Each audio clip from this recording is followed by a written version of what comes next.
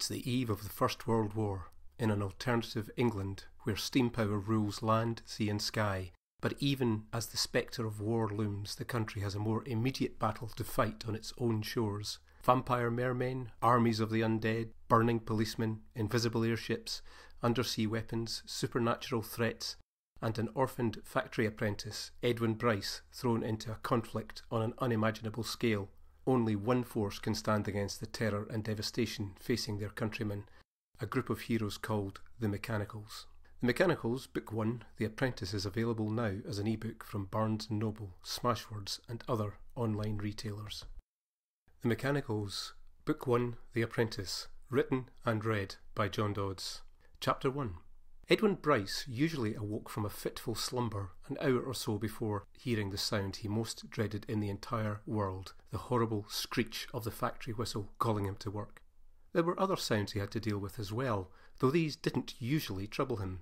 From some of the other bunks in the dim grey room would come nightly the commonplace snores, sometimes crying, or the whimpers and moans of boys in the throes of nightmares. In the early days, Edwin used to cry himself to sleep plenty of times too, so he had some sympathy for those currently responsible for this nocturnal chorus. The sounds of distress had put him more on edge than usual this past night, in which he had slept only fitfully. He had been in a half-doze for a while, but as the factory siren blew, he sat up straight, all of a sudden, with the feeling in his guts that something dreadful was about to happen. Glancing up at the damp patch on the underside of the blimp's mattress, which looked, if you scrunched up your eyes, like a map of America, he was relieved that it hadn't grown any bigger. Bill Carter, aka the Blimp, had the least reliable bladder among the apprentices, and Edwin had been dripped on more than one occasion. The Blimp's huge body could make the whole bunk shudder, as though in an earthquake, if he so much as broke wind, as he tended to do quite often. But the upper tier wasn't moving on this occasion. "What's up with you, Bryce? Seen a ghost?" Jack Somerville, in his bed across the aisle, was leaning on his elbow and grinning. In the dim early morning light, the most visible feature on his mucky face was that sinister smile of his. "None of your beeswax," Edwin snapped. "Ooh," Somerville mocked in a sing-song. "Someone's got out the wrong side of bed this morning." "Oi!" a voice near the door called. "Shut your holes! 'Tain't even 5 yet." Edwin recognised the speaker as Dick O'Halloran. All of Dick's attempts to conceal his Irish origins to fit in with the other boys had thus far been in vain. Like Edwin, Dick too was an orphan, and one of the few apprentices Edwin actually liked. Somerville sniggered and leant forward to share the story of O'Halloran's latest exploit. "Got himself a new watch, innit? Lifted it off some bleeding toff in the flower market." Somerville was clearly waiting for some sort of reaction from Edwin, as he was always trying to drive wedges between friends in the bunk room. While it was true that Dick was a thief and an inveterate liar, he was charming with it. Edwin certainly didn't judge him. Somerville's poisonous gossip failed to irritate Edwin now, though. The sense of dread was too strong for such a banal distraction. He felt the hair on the back of his neck rise, his heart pounded like a steam piston, and his face was sweaty. He rubbed his eyes to make himself more awake, then slid out of bed and threw on his boiler suit for work. The suit, originally red, was now a rusty colour and smeared in patches with oil and soot. A few of the buttons were splitting with age, as were some of the garment's seams. When he pushed his feet with their thread-worn socks into his cold work boots, he flinched with a sudden sharp pain spiking his right eye. He strapped on his leather eye patch quickly in case it was cold air getting in, but the pain remained. In fact, when he stood up, it got worse, like someone pushing a needle into the bare socket. He bit his lip so as not to cry out. "No extra points for getting in early, Bryce." Edwin ignored the parting shot and strode out of the room. The thick door swung shut behind him, cutting off Somerville. Why couldn't the bunk room bully stop flapping his gums just one time? A short flight of stone steps, enclosed by mildewed walls that constantly sweated moisture, led upward to street level. This early, the street lamps were out, extinguished around 2 o'clock so as to save on gas. There were no pedestrians at this hour. The only movement was the wraiths of fog and a stray dog that crossed his path. The mutt, a scruffy mongrel, face divided between black and white fur, the right black patch reminded Edwin of his own disfigurement, looked up at him mournfully. Edwin's right eye throbbed as he squatted down and reached a hand out to the creature. It responded by hunkering down and panting with distrust. The dog was thin, with a few ribs showing, and was splashed here and there with mud. "Sorry, boy, I've nothing for you," Edwin said, feeling sorry for the beast in its plight. "Maybe another time, okay?" He stood up and walked on. The dog about-faced and made off, claws clacking on the cobblestones, to seek elsewhere for a scrap to eat. Edwin had seen the beast around quite a bit lately, which surprised him. Dog catchers were an implacable lot as a rule. With a bit of cash to be made for each one netted, few strays escaped their attentions. Weak with hunger or not, the mutt must be cleverer than any of its would-be captors. Edwin smiled at the idea. "Keep both eyes open, Edwin." Edwin turned around, startled. The voice was barely a whisper, with an odd tone to it. The speaker must be close by, but he saw no one. He paced around. "Hello?" he said. "Who's there?" No answer. A movement caught his attention, a shadow near the ground, visible just barely through a snaky strand of fog. The shadow was small and squat. As he drew closer, it darted away. Not, as Edwin first supposed, in a doggy canter — dogs don't talk either — but rather with a skulking, slithery motion that sent a tingle of fear down his spine. A car horn blatted in the distance, startling him out of his anxious trance. He resumed his walk to work, but at a much quicker pace. By the time he reached the factory gates, he was out of breath.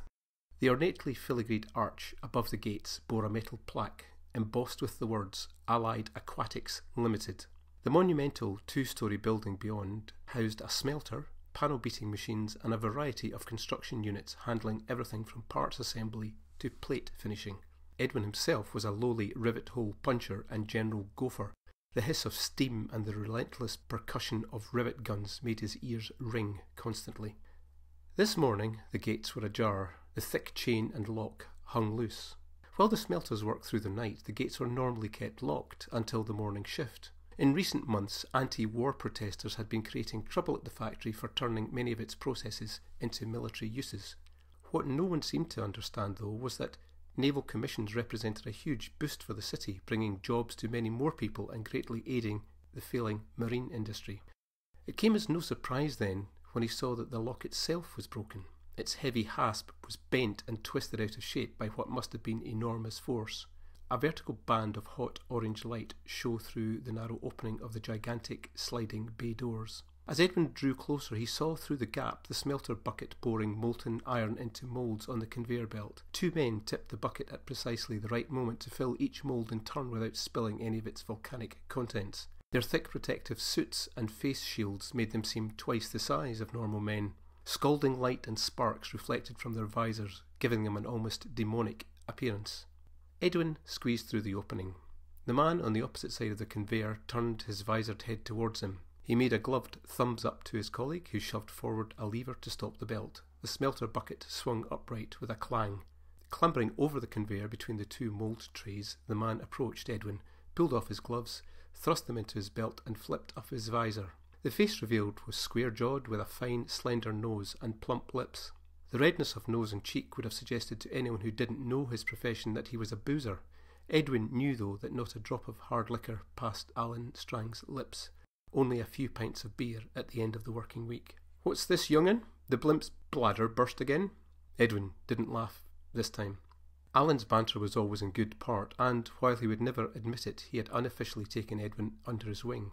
Alan's co-worker, a curmudgeonly older man nicknamed Snipes, shook his head at the interruption, but took advantage of it to nip outside for a smoke. "Someone's broke in, Alan. Front gate lock's all busted up." Alan looked startled. Throwing his visor to the ground, he ran to the small metal door near the bay doors through which Snipes had gone. The door was for workers only, and could only be opened from the inside without the key. "Snipes!" he called, running to the factory gates.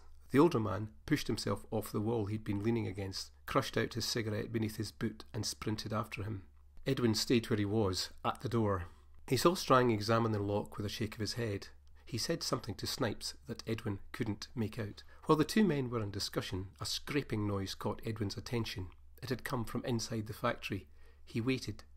Scritch, scritch, scritch. Edwin whipped around. The sound was louder, just on the other side of the door by which he stood. He was about to call over to Strang when the door slammed open, banging against his shoulder and throwing him to the ground. A sharp pain in his hip followed, just as though someone had kicked him. Then the sound of scampering feet. Edwin looked up just in time to see a blurry shape around the canal end of the factory. More outraged than afraid, Edwin unthinkingly launched himself to his feet and set off in pursuit. Edwin was small and light and fit from his daily labours. Consequently, he was fast and not even out of breath when he reached the loading dock. The gates to the loading dock too were off their chain and thrown wide to allow access to the canal walkway and the loading platform below it. Edwin went to the edge of the walkway and craned his neck to peek over it. He studied the loading platform below. It was suspended close to the surface of the shipping canal's oily, viscous waters, low enough to make it easier for goods to be handled to and from the barges that plied their way between the seas to the east and west. No sign of anyone. Here the fog hung more densely than in the city streets, intermingled as it was with the stinking gases produced by effluent, different species of algae and scum, and other detritus which Edwin didn't care to think about. There were no barges docked today. On the opposite bank, the walls of a now disused dirigible factory loomed up in the murk like some medieval fortress. He peered more closely through the gaps between the planks until he saw movement. The low morning light reflected from the ripples in the freshly disturbed water. He knelt down and put his face closer to the gap, peering hard to see what might be the cause. At first all he could make out was the oily ripples spreading and slowing. Could it be that whatever had caused them had already sunk to the bottom? In any case, the surface was black, too dense to make out anything below it. But in the next few seconds, the surface began to quiver. The ripples began to multiply and spread again, only this time much faster, almost as though when the head bobbed up through the epicentre of the ripples and the dead eyes gazed into his own, Edwin fell back in horror. He must have screamed because, just as he was about to run, he felt himself pulled upright by his forearm. "All right there, young'un," said Alan Strang, concern clearly visible in his features. "Nothing to worry about." Edwin shivered, pointed. "Down there." "What is it, lad?"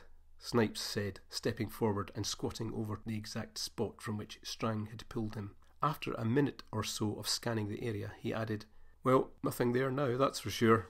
It wasn't until much later, after Edwin had put in the whole of that day in the usual gruelling work which the factory owners had insisted on, break-in or no break-in, that Edwin recalled in more detail what he'd seen.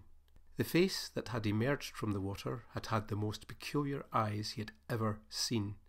The eyes had been flat, expressionless, like those of a fish, and, while the head had been human-shaped and sized, the skin on that face hadn't really been skin at all. Instead, it had been a mask of blue-silver scales.